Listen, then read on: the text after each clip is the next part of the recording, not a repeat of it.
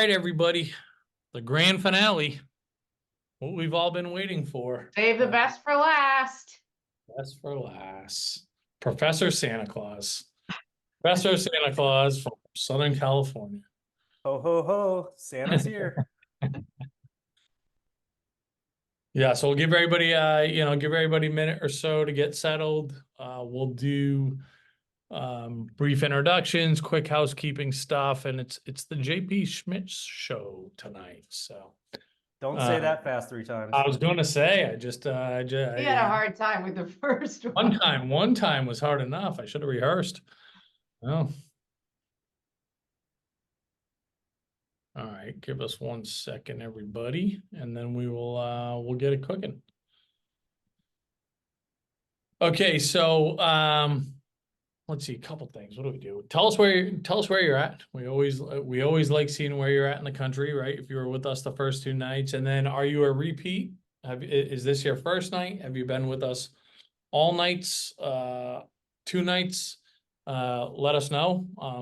We want to know who's here. And then I think that's it for the questions. But yeah, second night from Belize. Belize been well represented. Yeah, so throw that in there, and just we'll get this question. We'll address it more than once. This is being recorded. Everybody's gonna get the recordings tomorrow for all 3 nights, right? So the whole boot camp, you're gonna get a nice package deal tomorrow. So just don't worry if you're kind of half paying attention, but stick around till the end tonight. We got a pretty cool giveaway. So do stay around to the end. Obviously, you should be here for the whole hour, but make sure you're here for the last 10 minutes or so. So really quickly, I'm Matt Carpenter, one of the founders at College Aid Pro. Welcome back, or welcome if this is your first night. I think it's been a great week, right? The night one, we focused on financial aid, scholarships. How does this whole thing work? How do you figure out how you fit into the spectrum? Last night was really more focused on the admission side of the spectrum with Dan Bizig and Brian Ford. And tonight, the focus, we'll kind of touch on all of these are relevant, right? All of these tied together. So there will be some review of sorts. But we really want to talk about test prep. That's what JP's here to help us out with tonight. And even if you're thinking we're not going to take the tests, we're not good test takers, stick around. You're going to find out why. Even if you put yourself in that bucket right now, you still want to pay attention to this. And there's still some decisions to be made and some recommendations that we'll have for you. So JP, he's newish to our team. I don't know, a year or so, but we recruited him because I think he's one of the unicorns in this space, in the sense that he's an expert on the financial aid side. His resume includes being the director of financial aid at USC, Southern California specifically, for many years, and then also on the admission side. So for most of us, we talked about this last night, we're either on the admission side or the financial side. Very few of us are both. JP is one of those guys. So super stoked to have him. JP, I'll let you introduce yourself in a second. Of course, we got my buddy here, the fairy godmother of financial aid, checking in from Seattle. But Peggy, if you want to say hi quick and then kick it to JP, and then we'll Yeah. Welcome everybody. So this is our last night. As Matt said, we're hitting all these majorly important topics. And for people that don't know me, this is what gets me out of bed every day. I am a financial expert, come from the financial industry, so I am not a unicorn like JP. So, but supporting you, educating you so that you can navigate this crazy process is what we do and what gets us out of bed. So we were super excited we found JP because he was on one of our webinars and he put a message in the Q&A, which, by the way, if you have questions, wasn't that sweet? Put them in the Q&A, not the chat, put them in the Q&A. And then Matt and I both saw the question. We said, we got to talk to that guy. And here we are, long story short, now he's part of the team. So why don't you just take a minute, introduce yourself, JP? And by the way, Peg, I think you're a unicorn. You're a unicorn. Buddy. Yeah. Sorry, JP, go ahead. Agreed. I think our whole team is a unicorn, if you will. Like, it's just such a great group of experts that work together I've never seen something like that before. So it's a really cool experience we have here at College A Pro. But my name is JP, and yeah, I was a former director at financial aid at USC. Spent a number of years there. Worked in the dean's office. Got to basically see all behind the scenes of how colleges are managed and run and all that stuff. And ended my time as a professor there, which is why I have a professor's jacket on. So that I get teased for. But anyway, yeah, I've been helping families figure out this crazy roller coaster ride to college for over 20 years. Been helping families figure out how to make it affordable, not go into too much debt, and help students find their sense of direction and get admitted into those schools. And and all of this plays into exactly how we do that. This whole boot camp has been a terrific wealth of knowledge being shared with you families. So hopefully tonight I will carry the torch and be able to shed some light on some other aspects of this. All right, I will share my screen here and we will get going. So if you are brand new, we are College Aid Pro, and this truly is our mission. We are empowering you to shop smarter for college by educating you and offering support along the way. There we are.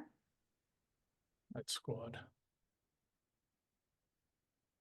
Okay, so everybody, I was waiting for you, Cart, but I'll just jump in. Don't you dare. Don't you dare. Look, if you guys haven't already, please, if you do nothing else this week, right? Because you heard me beat this drum the loudest on Tuesday, little less so yesterday. But if you remember one thing from this week, do not go at this process alone. Don't go at it alone. I don't care if you only leverage our free resources. I don't care if you work with our competition. Don't do what the colleges and Wall Street and the government want you to do, which is go at it alone, right? But one of the best resources you can have, create your MyCap account, right? Make sure you know what your financial aid eligibility is, what these colleges are going to cost you, what your scholarship eligibility is, right? So if you have not done that, do that right now. Peggy, if you can put that link in the chat, that would be awesome. And then again, if you're brand new, we're doing it this week only, and we've never done this before. If you go to look on our website right now and you want the premium version of our software, you'll see it's $149, right? But for Bootcamp folks only, $24.99, so essentially $25 for all the bells and whistles. And if you want to stay with us beyond the next month, it's $10 a month after that. But at a minimum, set up your free account, right? That's don't just kind of help yourself in that sense. All right, Peggy, that's all. Okay. All right, so I am just going to take a minute before I turn it over to JP just to kind of tee this up. So if you were with us the first day with Matt and myself, we got into the weeds on financial aid. So let's just, in case you weren't here, it's good to hear a refresher. Basically, all the colleges are discounting. It's just a matter of how they're discounting and how much your family can get, your child can get. And they're doing it in 3 different ways. And a lot of families will maybe see all of these buckets. The first bucket is need-based grant. So as the name hints to, you're going to need financial need. You're going to have financial need. You submit the financial aid forms. We talked all about that on Tuesday, so you can watch the recording. That's that first bucket of free money from federal, state, and institutions. Institutions is basically endowment money, their funds. You want to maximize that if that's applicable to your family. If you have need, maybe there's some strategies to have more need, etc. The middle bucket are merit-based scholarships. That's also free money, but not based on your finances, based on your child. Grades, test scores, talent, leadership, however that school decides to dole out merit money. And that ties right into what we're doing tonight, because merit-based scholarships are based on your child. Grades, test scores, sometimes not test scores, but a lot of times they are. And so JP is going to get in the weeds on that. And then the last bucket are the loans and work study, which is a job. So those are the three ways. And today we're really going to tie in, because merit-based scholarships, it doesn't matter how much money you make. If you are low income or you're Bill Gates level, that's an opportunity to get that endowment money, and you don't have to worry about the finances with it. So I will turn it over to you, JP. Thanks. And thinking about those two buckets of free money, I can tell you my favorite of those two buckets is the scholarship money. Partly because for the most part, it's going to be offered, all 4 years that they're at school, regardless of your income or assets. So, grant money I love too, but maybe I qualify for grant money the first year, but then next year I get a raise or a big commission. That's going to affect my grant eligibility the following years. But my scholarship money, that's okay.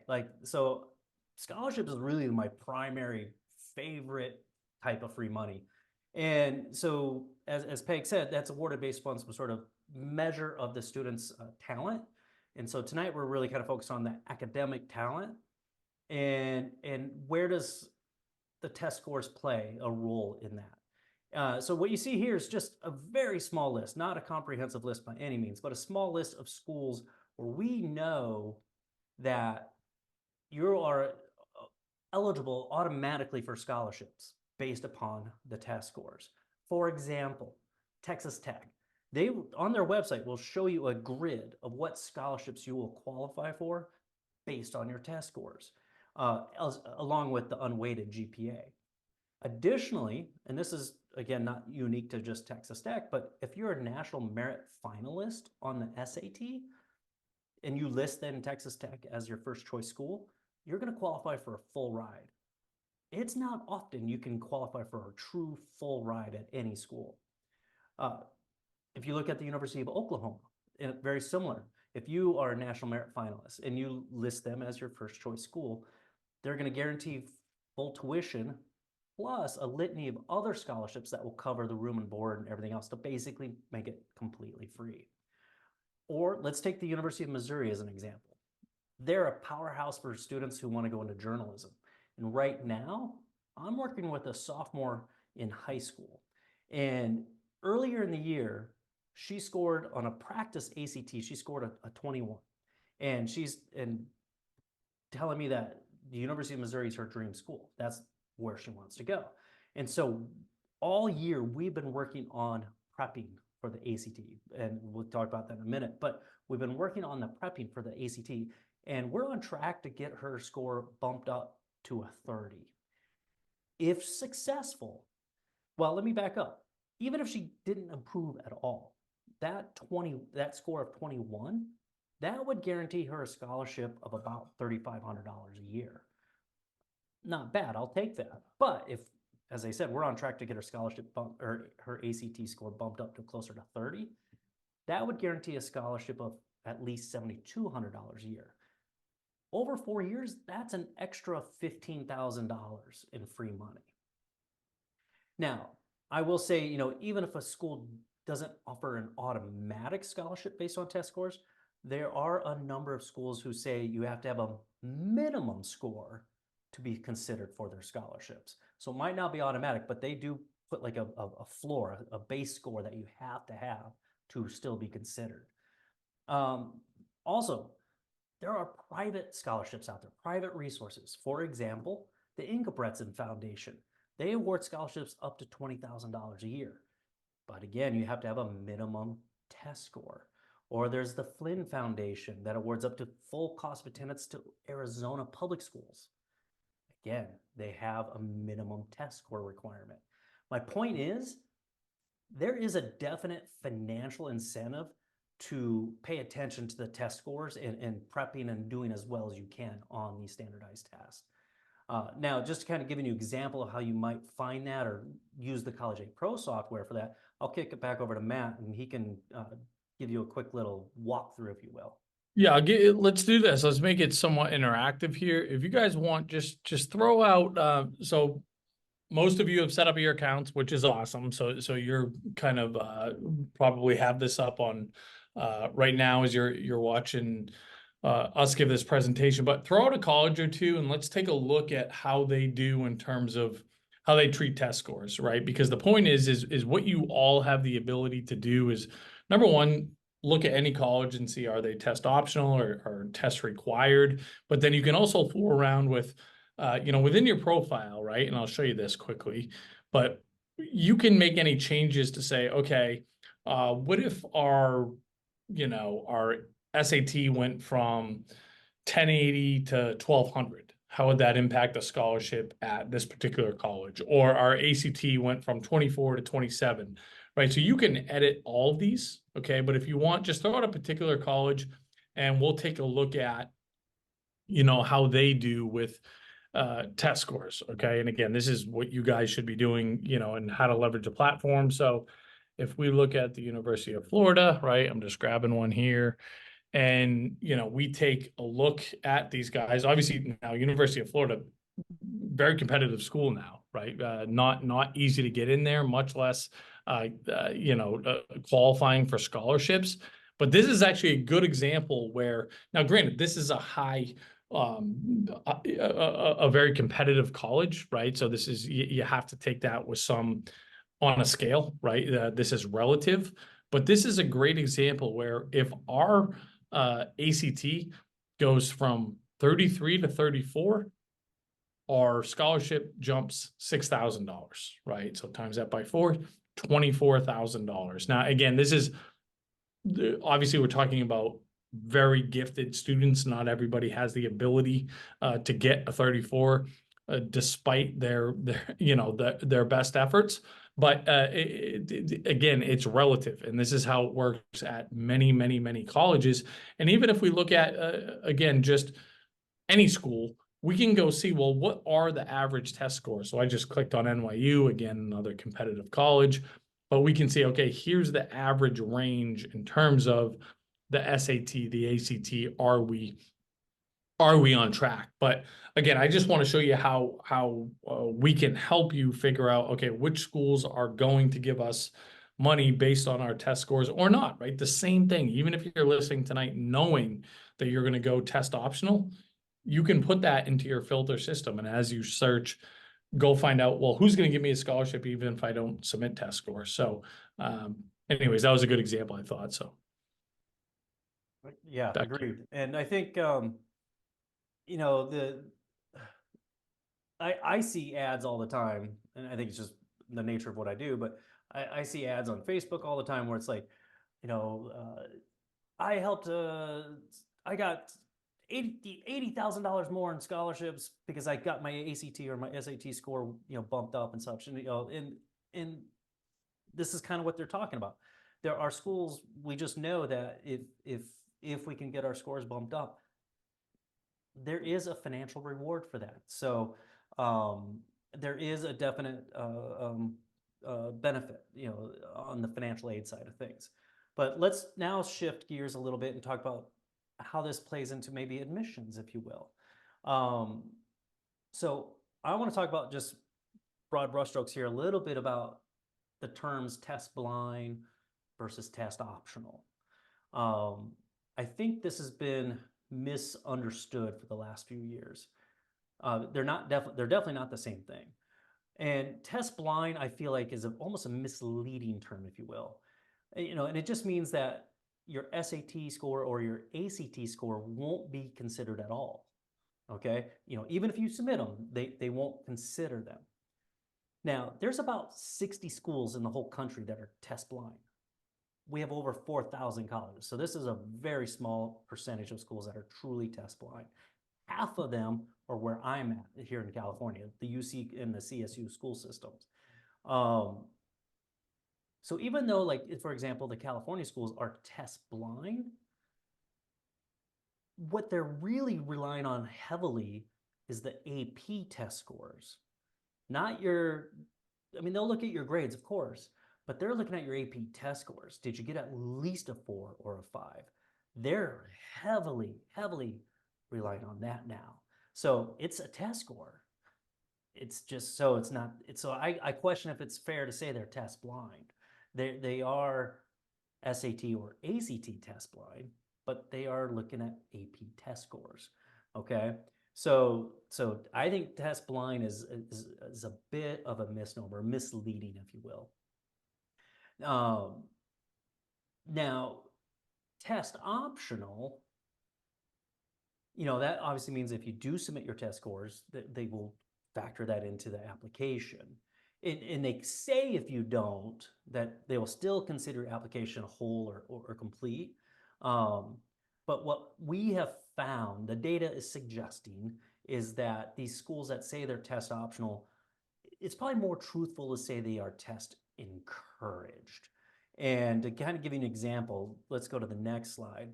And this is something that Brian touched upon last night. For anyone who was listening last night to Brian, he was dropping some nuggets of gold for you guys. But the look at the difference in admit rates, if you will, between just these three sample schools. Brian showed a couple different schools, but look at these three schools where the admit rate is so much higher for the students who submitted their test scores. So the data is suggesting that there is a disadvantage to the students who are not submitting test scores. Now, in the same breath, I'm going to say this is a relatively small pool of schools who have been forthright in sharing this information. So I'm not yet really prepared to say this is a true statement that can be applied to every college in America. I wouldn't do that. But there is a pattern that we're seeing here. So, if you're considering not submitting your test score to a college that says they are test optional, I'm also going to say make sure you read what I call the fine print, because there are a number of colleges that we've run into who said that, yes, we're test optional for purposes of admissions, but we're not if you want to be apply for our scholarships. They would say, not submitting the test score had no impact on your admissions, but it definitely did remove any chance of qualifying for a scholarship. So basically, the kids that didn't understand that, not submitting their test score was equivalent to flushing money down the drain. And the other thing I'll say is, as Matt showed, you want to know where you kind of fall in that range, that 25th percentile, the 75th percentile. To be honest, I just want to make sure are we at least at the 25th percentile or better. I mean, if I'm at the 99th percentile, I'm definitely submitting that test score, right? Something we have to understand is in the last couple of years of test optional, the results that you see in that range are maybe slightly lopsided or inflated to a degree. Just like how GPA is massively inflated nowadays. The test scores are slightly inflated. So I'm going to say take the most recent test score range with a little bit of grain of salt. For example, you can look in the College A Pros, the MyCap account, and you'll see the most recent, that range, 25 to 75 percentile. You can also then Google the schools, do common data set in the school's name, and you can pull up historical data, right? And if I feel like I'm on the edge of the 25th percentile, if I'm flirting with the 25th percentile of current data, I'm feeling pretty good about submitting the test score. But as a precaution, I do look and see what pre-COVID test score ranges were. And for example, if I was to look up Boston College, which we can see here, almost a 3 times rate, difference here of admissions with the test score or not. But I'm going to use them as an example. So in 2023, the 22 to 23 year, the SAT reading and writing section, that range of 25th to 75th percentile was 705 to 760. But if we went back to pre-COVID, like 2018 to 2019, the real more accurate range is 650 to 720. It's a big jump between a 650 and a 705, right? On that 25th percentile. So if I'm a student and I scored, let's say, a 680, even though that looks like it's below the present day's 25th percentile, I'm still submitting it because it's actually above what it was pre-COVID. And I kind of know there's some inflation happening right now. Same thing with Boston College's math section on the SAT. In 22 to 23, the math section, the range was 730 to 780. If I do my little history research, back in pre-COVID, it was 670 to 770. So the top range was about the same, but the bottom range, that 25th percentile, between a 670 bumping up to 730, I know there's some inflation happening in the last couple of years because, again, the only students that tended to submit their test scores were the ones who know they were above average. So it's a bit of a lopsided data. And So Jay, again, just yeah. just to jump in here for some color commentary. I mean, and obviously I've been learning about this the last couple of years as I've been, just kind of fly on the wall for you folks that spend, so much time in the admission space. What was a surprise to me, and I think it's relevant here, is that I think a lot of people assume we're either going to send test scores or we're not going to send test scores, right? Where the vast majority, and again, this is rough math, but according to you, Brian, and team, call it 90% of families and students, it makes sense to send the test scores to some colleges, but not to others, right? So I think, and I think it's an important distinction, right? You're applying to 10 schools. For the outliers, they'll send them everywhere or nowhere, but most of you, it makes sense to send them, to 5 schools and not to 5 others, right? At random there. So I think that's an important point. Correct. Yeah, exactly. So like if my test score is at least the 25th percentile or higher, I'm for sure submitting the test score. It's not going to hurt me to submit it.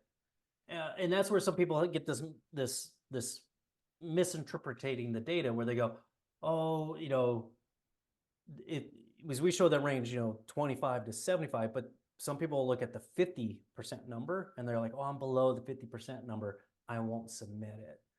No, if you're above the 25%, submit it. But yes, if I'm looking at a school where the 25th percentile is a 32 at ACT, let's say, and I'm at a 29, no, I'm not going to submit it. It's not going to, if I'm allowed to not submit it in this world of test optional, I won't do it because that won't really help me. But if I'm at least that 25th percent number, I'm submitting it because I know it's not hurting me. If anything, it's just helping me. It's re-solidifying that I can handle the academic rigor of that university. And that's important to understand too. Think about this. This past few years of experimentation with test optional on a wide scale basis has relied a lot on GPAs. And a lot of universities have come out this year admitting that GPAs, high school GPAs, are not a good enough indicator, not a strong enough indicator of being able to successfully transition to college and handle the academic rigor of college. High school GPAs are grossly inflated. The grade inflation is a real thing. Case in point, back when I was in high school, in the early 1990s, the average GPA nationwide was a 2.68. So a C to C plus. That was the national average GPA. And that makes sense. Average should be, the definition of average is that that should be the majority of people.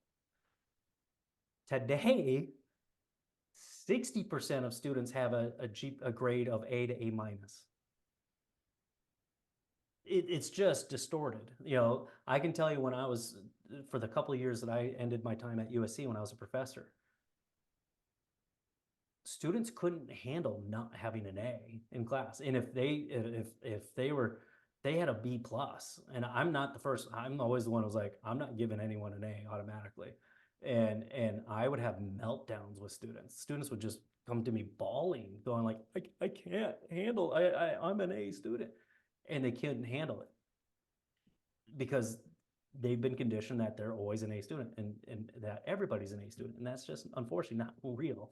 But so grade inflation is a real issue, and the schools are discovering that a lot of students that got admitted just based on the GPA and didn't look at anything else, they're struggling. And some and what schools do not want is students to flunk out. That looks terrible on their stats. And so that's why a lot of schools are bringing back the test scores again, or have always encouraged them and tend to admit more who do submit the test scores. So again, if I'm at least at the 25th percentile, I'm submitting the test scores. I'm telling my kids to submit the test scores because I know it's not going to hurt. If anything, it's going to help with the winning the admissions, that alone. All right, let's look at the differences between the SAT and the ACT, because I oftentimes get asked like, well, is which one should we do? Is there a preference? And I'll say, generally speaking, the universities don't have a preference. You know, usually they'll treat the SAT or the ACT score equally, as far as when it comes to admissions. But so when a student's asking like, well, which one do I want to take? You know, we're going to go figure it out ultimately. But just so you kind of high level understand the differences between them. The content that gets tested between the two tests, 80% of it's the same. All right, so there's about 80% overlap of content. I will say that ACT is feels more like a speed test because you have less time for each question. And yet at the same time, it's almost like an endurance test because it's basically 3 hours long. You know, there is such a thing as testing fatigue, and it can set in. The SAT's math deals more with trigonometry and graphing, along with, you know, algebra 2 and some geometry. Also, for this new digital SAT, the built-in calculator for it, the Desmos, I will say if your student's not practiced or hasn't practiced with Desmos, do so, because its interface is different from like a traditional, you know, the TI, I mean, they are the leader, the TI-85 calculators, you know, all the graphing calculators. The interface is different than what they might be used to. So I would definitely say, you know, practice with the Desmos calculator if you're going to do the digital SAT. On the SAT, the reading and writing section, it's a bunch of short passages, like about 50 short passages with single, you know, questions, you know, with a single answer for each passage. So it's just quick, boom, boom, boom, you know, easy reading, if you will. Whereas the ACT, as you can see, they break it into 4 subjects: math, reading, English, science. The math is technically a little bit more advanced. It goes up to pre-calc, all right? The ACT's reading section involves reading long passages, and then you get asked a bunch of questions about that passage. So very opposite of the SAT. The English section of the ACT is going to test, you know, the old-fashioned English rules, you know, grammar, punctuation, sentence structure, something that kids that grew up with social media and Twitter and all that stuff have no idea how to do. So that can be hard sometimes. And then, you know, ACT has the science section. I will say the SAT does have some science in it. Just as a side note, there's science-based questions a bit, into the math section, but it's not a full-blown science section like the AC does. And generally speaking, they both do offer like an essay, and it's optional. Generally speaking, you won't do the essay. That's usually reserved more for like international students.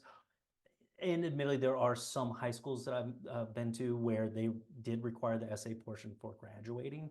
But other than that, you don't opt to take the essay.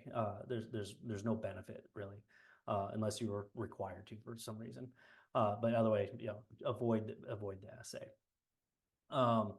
Let's go ahead and talk about timeline and kind of test prep and all that stuff. So, you know, whenever I talk to a family or the student, you know, I don't have I don't have an automatic default, if you will, in the sense of like, oh, by default, we're going to do the SAT, or by default, we'll do the ACT. I always say, look, there's no rules as to which test you should take, and there's technically no rules as to how you should approach the test. But I'm going to kind of just share with you my general format, if you will, and hopefully it'll make some sense. But I do like to do the PSAT, pre-SAT 8/9, because that's the first available test of the SAT suite, if you will. And as you see, I'll have my students do this as a practice, in essence, in 9th grade. Now, this is going to be the only time you hear me say this, but this is the one test where I say that doesn't require outside study prep. This is the one time that the best way to prepare for the PSAT 8 or 9 is just by paying attention in class and learning from your teachers. Because oftentimes the results of that PSAT 8 or 9 will provide a good indication of your child's potential to handle AP courses in high school. And merely so, a lot of families work with me starting in 9th grade because that is when the college application begins. That's when I suggest we do it, is that PSAT 8 or 9. And again, like I said, it's the main motivation is to get a sense of how prepared or what areas they could do well in for AP testing, or AP courses throughout the high school years. Now, 10th grade though, 10th grade is arguably the most important year for me when I'm helping my students. I would say it's the most transformational year because in my practice, the biggest focus for students is I have them actually undergo an aptitudes assessment because that's when I see how their brain's wired, how they problem solve, how they learn, how the time frame of how they're processing, and that gives me some insight, a little bit of insight as to are they maybe more apt to do well on an SAT or an ACT. And so because I'm so focused on that, 10th grade is when it's all about prepping. This is the year we prep and practice and really put together a study plan. So I always start off by having them essentially do a practice exam of each one, a diagnostic, if you will, and of an ACT and an SAT. And a couple things I'm first looking at. One is, did they naturally score higher on one than the other? There's no perfect translation between the two scores, but both SAT and ACT provide like a conversion table of like, well, if you did this score on an ACT, that's worth about this many points on an SAT and vice versa. So I'll have them do a practice exam on both and just see, did they naturally just off the bat have a higher score on one than the other? Admittedly, I don't usually find that to be the case. I usually find them to have a very similar score. So if so, then it's just going to be a simple question of like asking them, what did you prefer one over the other? Did they like, for example, in the ACT, like, did you like the science section? Did you score well on it? If so, maybe that's a good little boost overall. Or was the pacing of it too fast for you and you didn't like the pacing? Okay, then maybe the SAT makes more sense. But we just want to kind of look over the differences of how they performed and just kind of how they felt about it. And then, depending on how we sort it out, then we're going to pick SAT or ACT. And then I tend to map out a 5-month study plan. And that's going to basically try to set them up to study a little bit at a moderate pace, not overwhelming, because I know they're busy. They got, besides school, they got homework and lives and everything else. So I just try to give it a 5-month moderate pace of what they should be studying. And I will factor in a couple practice exams along the way. And there's a bunch of free resources too, like College Board, where you do the SAT, that's where you do the APs, it's where you're going to do the CSS profile for financial aid. Like we'll all probably be familiar with College Board by the time your child is in their senior year, but College Board offers the Blue Book app, where you can practice for the SAT, for example. They'll have practice tests, 1, 2, 3, 4, and 5. Admittedly, fine, go ahead and do 1, 2, and 3, but they are not reflective of how hard the SAT is. the true, more accurate reflection of the difficulty of an SAT is Blue Book 4 and 5. Okay.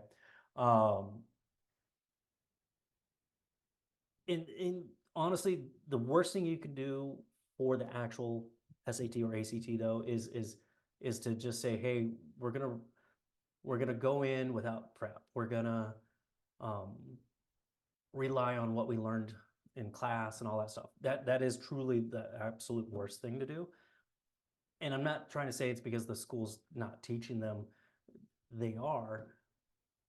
But what we find is that the way the ACT or SAT asks the questions, the way it tests the material is different than how the high school taught it or gave as sample, or it's different from how they tested them in high school. So even though they know the concept of, let's say, trigonometry formula, they might understand the concept, but because the ACT or SAT is going to ask it in a different way, it can throw them off completely. And it's like, it's a whole new concept. So you really do have to do test prep.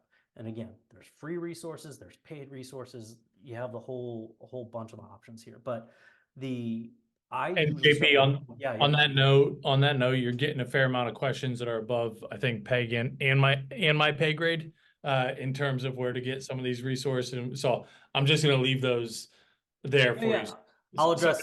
So yeah, you're not being ignored, everybody. But JP, go ahead and finish and continuing, and okay. then Yeah. when I grab the mic, you can bang away in there on the Q&A. Sounds good. Sounds good.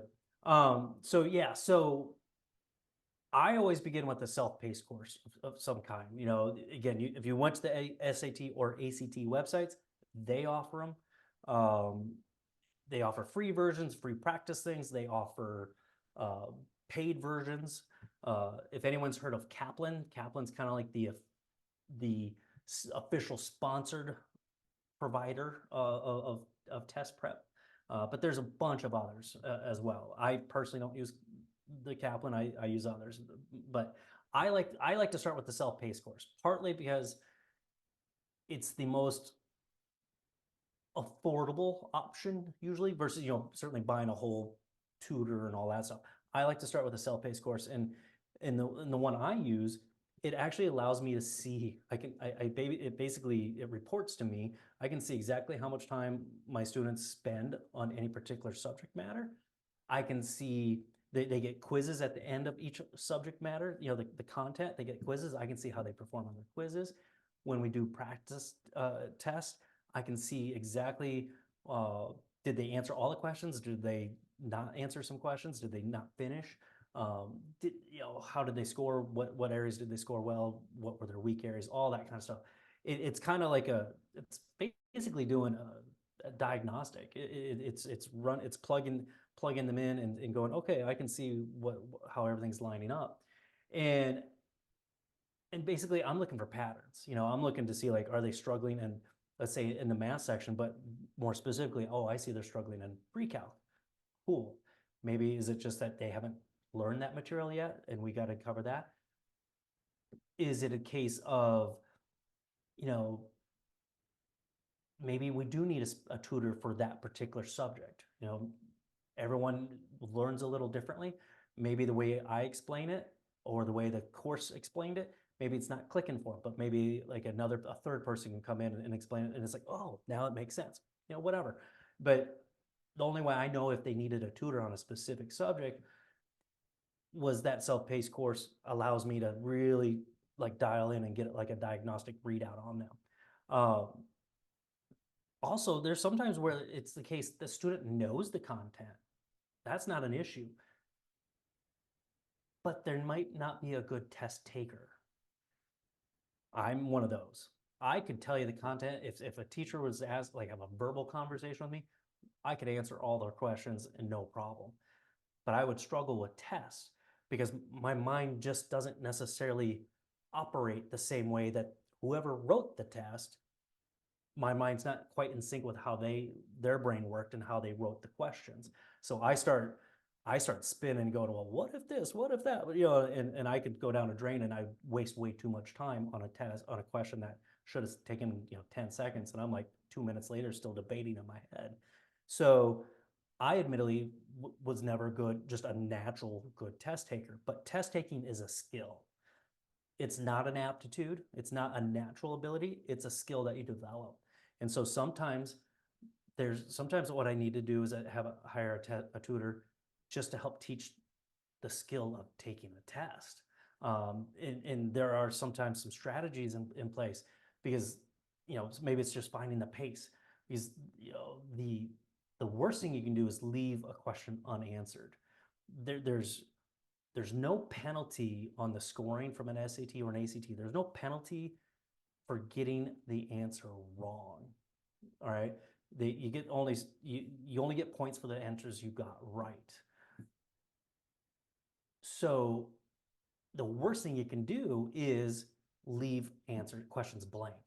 Okay. You need to answer everything so even if you're guessing, that's better than leaving it blank, right?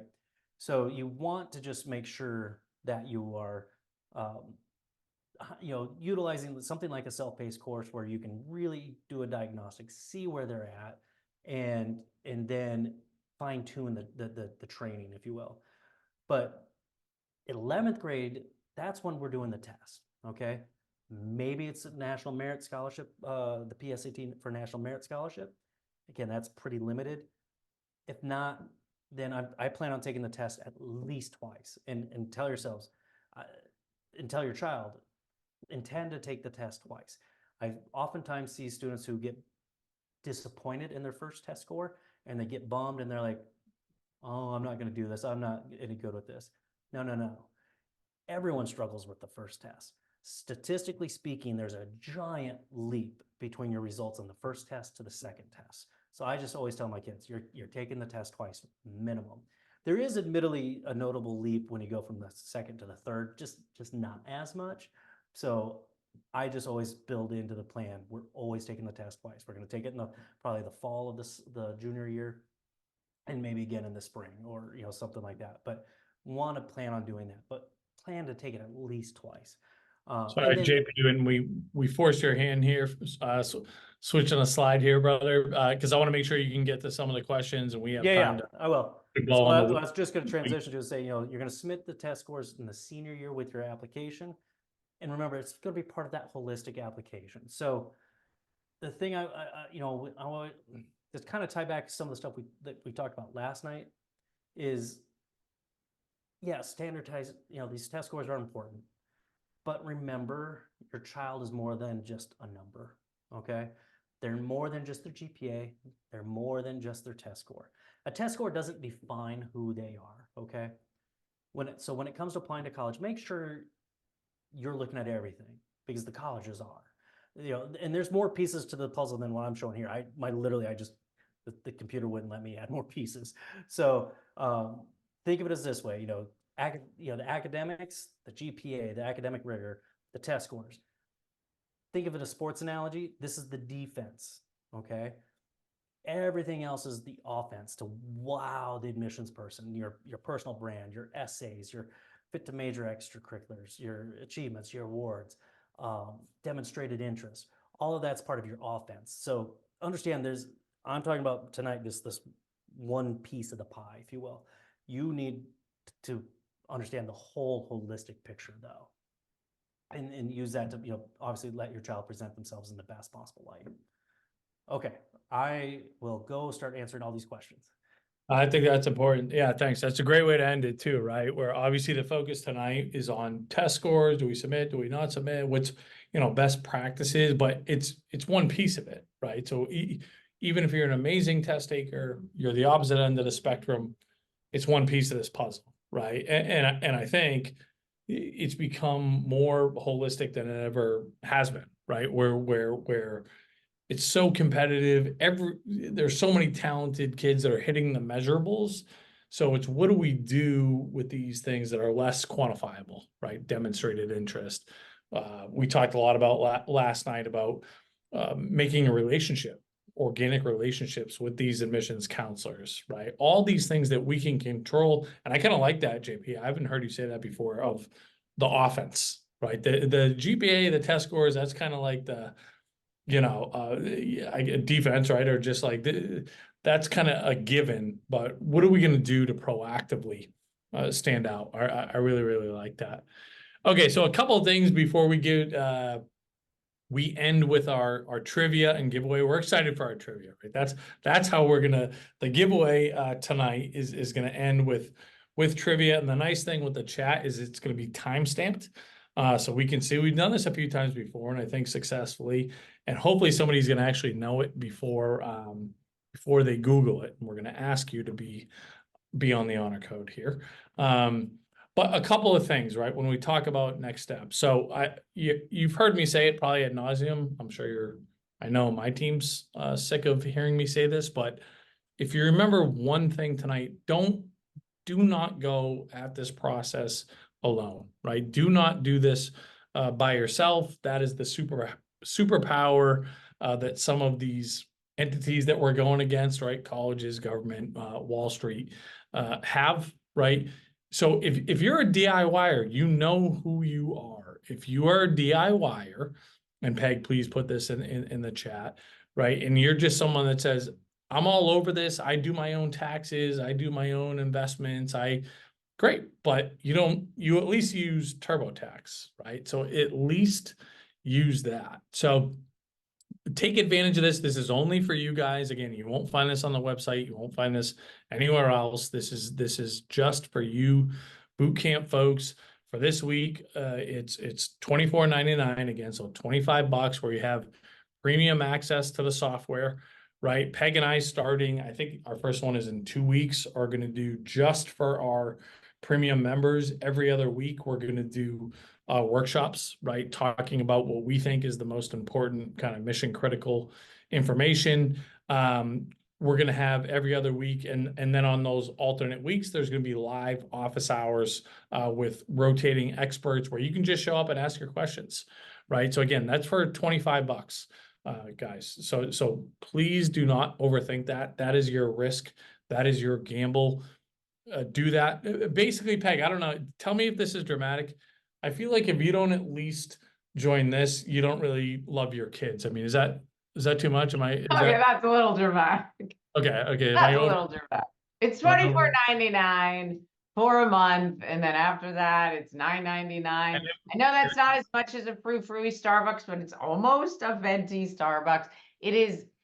You gotta learn this stuff. You gotta understand what's going on, and it's very helpful. Like, we could be your TurboTax if you're a DIYer, right? We could be a lot more if you're not a DIYer. Most parents, when I talk to them, they're like, I just hate this number stuff. Plus, it's stressful. It's stressful because of it's your, as Matt always says, and he's right, it's your kids and your money. It's kind of this perfect storm of emotions. So. And if your kids aren't worth $25, don't do it. Okay, I know. So look at, for those of you that are new tonight, the other really cool part about this that's brand new is, in addition to the platform, the software, right, where you can put unlimited colleges in here, search who's going to give you the most scholarships, the most financial aid. This Kappa Academy is really cool. I mean, Bill Rabbit and Kathy and the rest of the marketing folks on our team have worked their butts off, where I can say, let's see, I can put test optional in here. Anything you want to search, right, within this space that we're in, instantly, all this content, all this library that we have in here is going to pop up. You can click on anything. So look at, there's 23 different videos when we talk about test optional, and it will automatically go to that minute 4:25 mark of when we're talking about that particular piece that you're searching. I won't waste time on that, but you hopefully you understand that concept, right? We also have this, we're leveraging AI too, right? So if you go to this Cap GPT, very cute name, you can put, test, whatever, right? I could say, what is test optional in here? Or what schools are test optional? I could put whatever I want in there.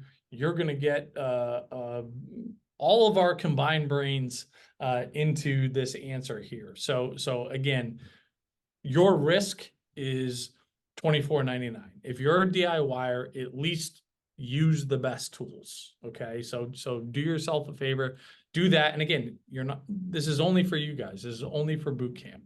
Now, some of you, you're not DIYers, and this is, you don't have the time. Too much is at risk.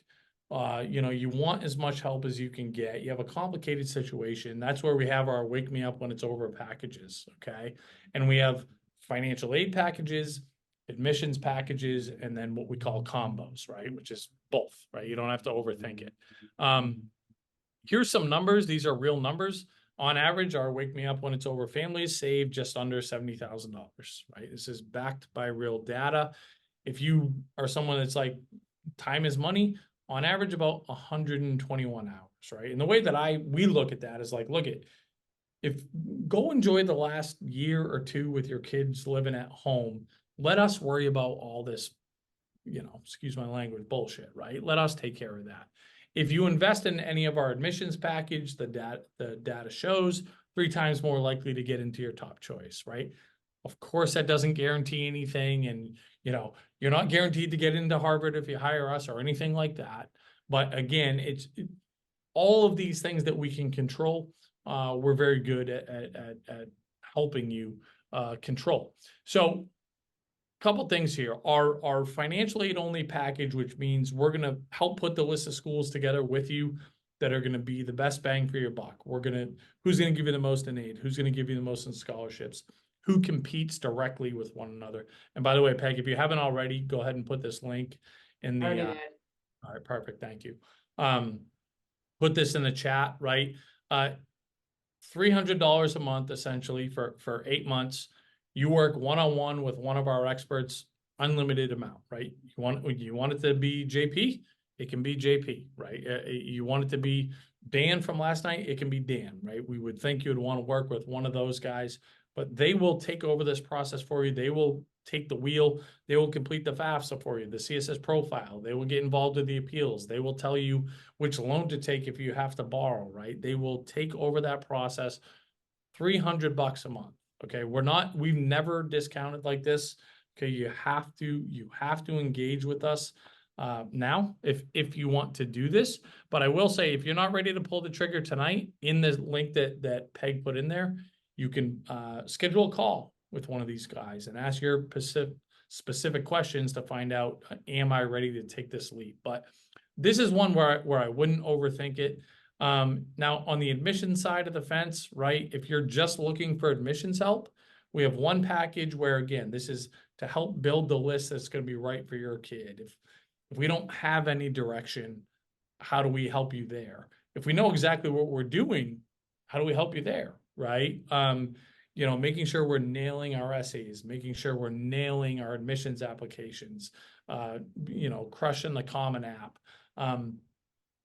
All of that. So if you just want admissions help, again, $29.99 or $400 a month. Okay. But that's limited to 20 hours. That's what it's kind of capped at. You have 20 hours of guidance through that whole process.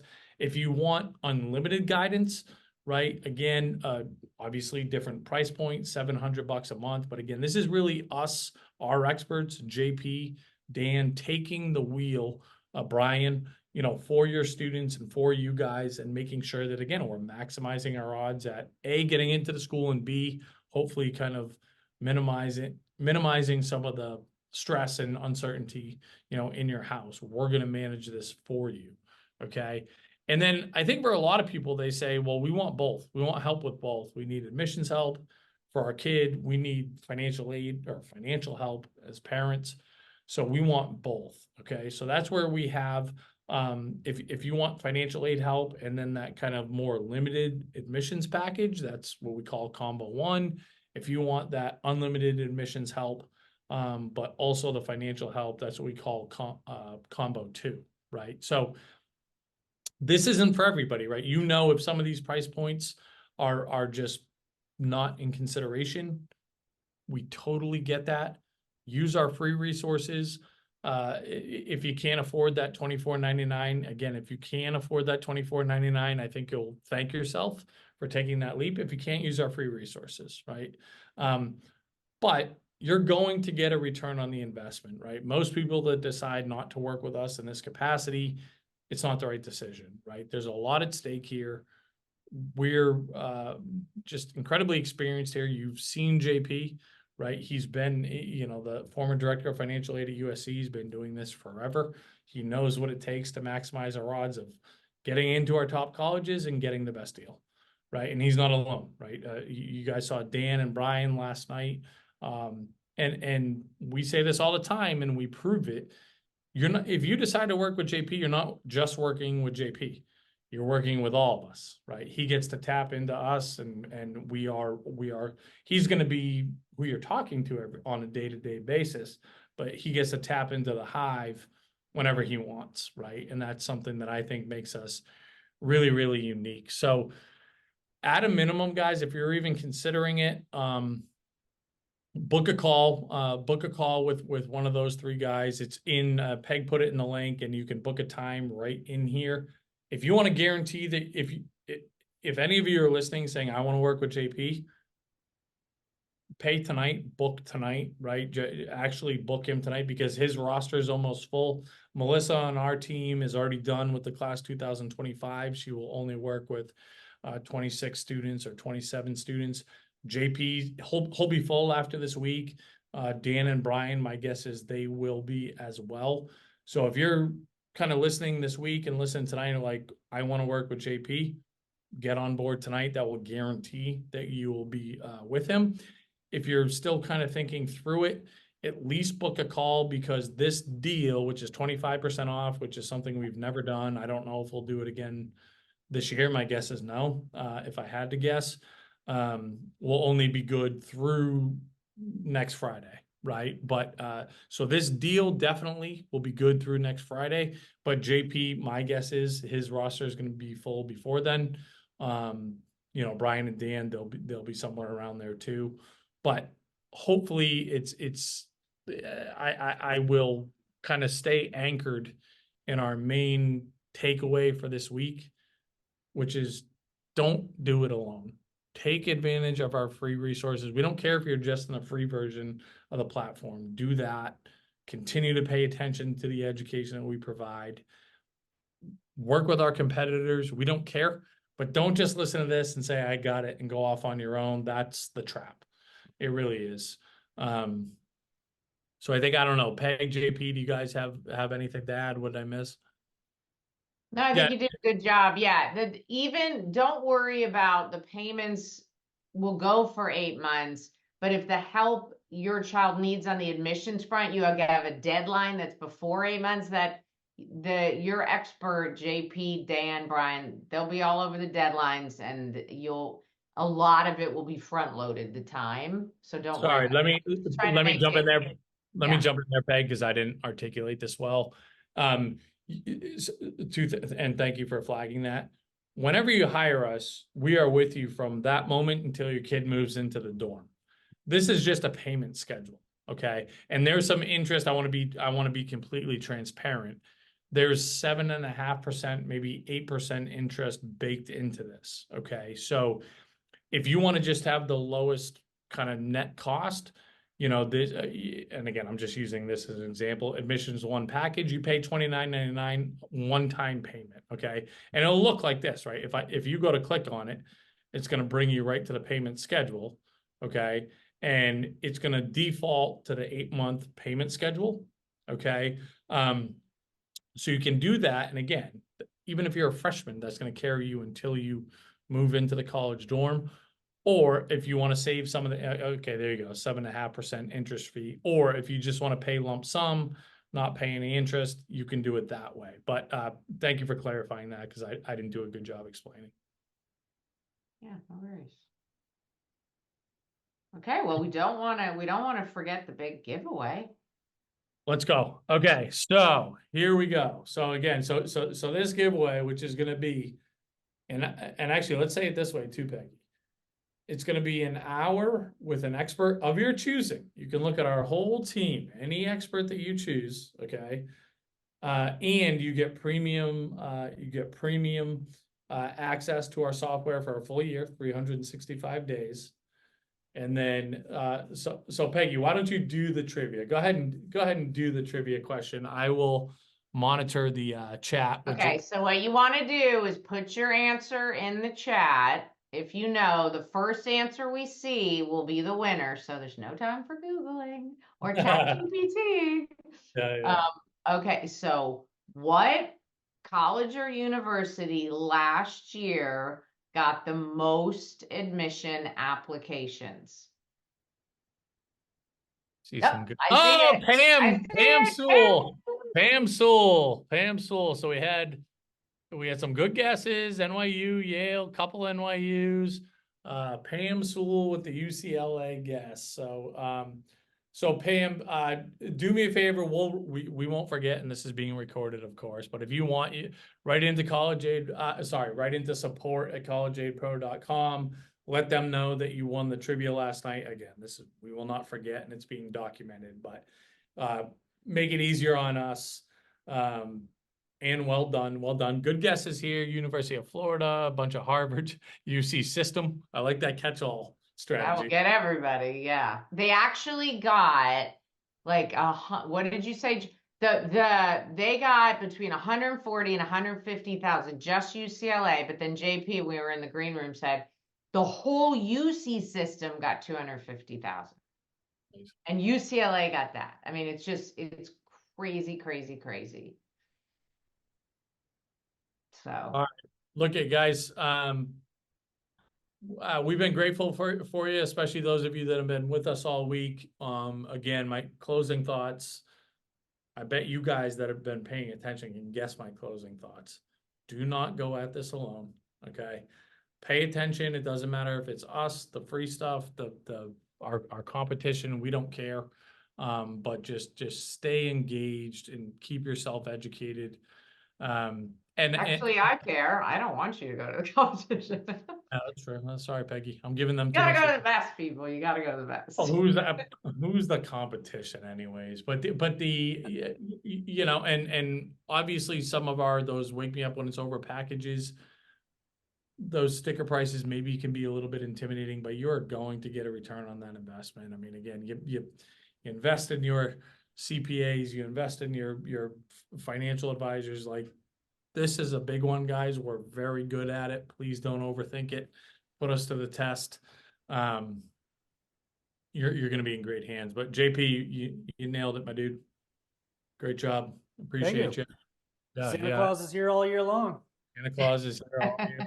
And I'll see both of you guys in Sacramento. What week from? No, 6 days from now, right? Yeah. So we have a yeah. BACCAC, right? A school counselor conference. So we'll all be out there in Sacramento. But we appreciate you guys. You know, very engaged group all week. Thanks so much for your questions. Thanks for showing up, and you know, you obviously care about your kids. So we're grateful for you. All right. Have a great night, everybody. Great holiday weekend. Good night, everybody. Take care. Bye.